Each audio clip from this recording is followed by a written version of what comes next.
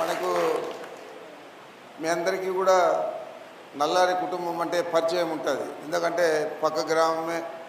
అందులో దివంగత నల్లారి భాస్కర్ రెడ్డి గారు గంగిరెడ్డి పల్లి మన కందూరులో భాగమే. అక్కడ ఒక రైస్ మిల్లు కూడా పెట్టుకున్నాడు. ఆ తర్వాత దివంగత బాబాసాహెబ్ గారు దాన్ని కొనడం, ఆ తర్వాత వారు కూడా పరంపదించారు. ఈరోజు మైనారిటీలు మిగతా వర్గాలందరూ కూడా పనిచేస్తే ఆర్యవైశ్యులతో కలిసి తప్పకుండా ఎక్కువ మనం ఇక్కడ మెజారిటీని సాధిస్తాం. ఎవరికి ఏం కావాలన్నా కానీ చేయడానికి ఎప్పుడూ నేను సిద్ధంగా ఉన్నాను.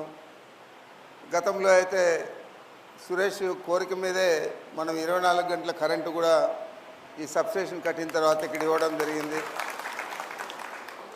మరి పక్క ఊరున్నా కూడా కిరణ్ కుమార్ రెడ్డి ముఖ్యమంత్రి అయి 3.5 సంవత్సరం పరిపాలిస్తే కూడా ఈ రాష్ట్రాన్ని మీ గ్రామానికి చేసింది ఏం లేదు, అంతకంటే ఎక్కువ మన నియోజకవర్గానికి చేసింది ఏం లేదు.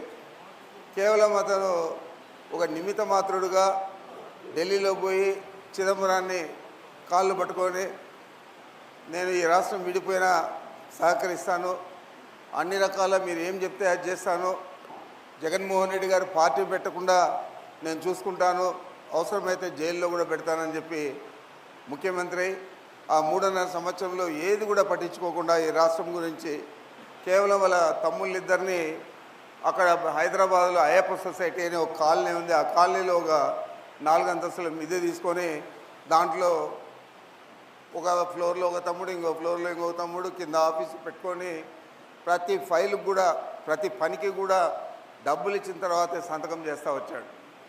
పైకి మాత్రం అందరికీ లాస్ట్ బాల్ ఉంది, ఈ రాష్ట్రం విడిపోకుండా నా చేతిలో బాల్ ఉంది అని చెప్పి ఆయన cricket player, international cricket player అయినట్లు అందరికీ కూడా చెప్పుకుంటూ వచ్చాడు. కానీ ఏం జరిగింది? రాష్ట్రం విడిపోయింది. ఈయన 16 నెలలు జైల్లో పెట్టాడు జగన్మోహన్ రెడ్డి గారిని. పార్టీ పెట్టనీయకుండా చేయాలని ప్రయత్నం చేశాడు.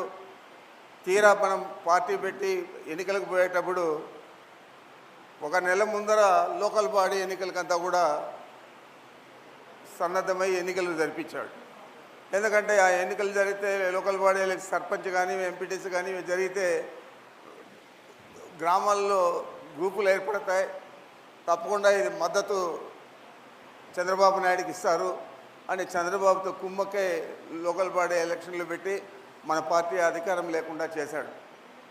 మరి ఇలాంటి వ్యక్తి ఈరోజు మన ముందుకు వచ్చాడు. అది కూడా కాంగ్రెస్ పార్టీని వెన్నుపోటు పొడిచి నాశనం చేశాడు.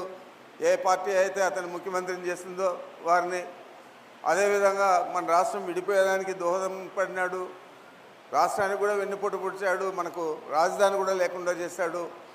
అదేవిధంగా ఎవరైతే రాజశేఖర రెడ్డి గారు ఇతనికి ప్రాపకం చేసి రాజకీయంగా పైకి తెచ్చాడో అతన్ని కుటుంబాన్ని వెన్నుపోటు పొడిచి జగన్మోహన్ రెడ్డి గారిని 14 నెలలు జైల్లో పెట్టేదే కాకుండా ఆ పార్టీ అధికారం లేక రాకుండా 2014లో తీవ్రమైన ప్రయత్నం చేశాడు. ఇంకా ఎక్కడైనా వస్తుందేమో అని చెప్పి ఆయన కూడా కాంగ్రెస్ పార్టీని విడిచిపెట్టి సపరేట్గా ఒక చెప్పుల గుర్తుతో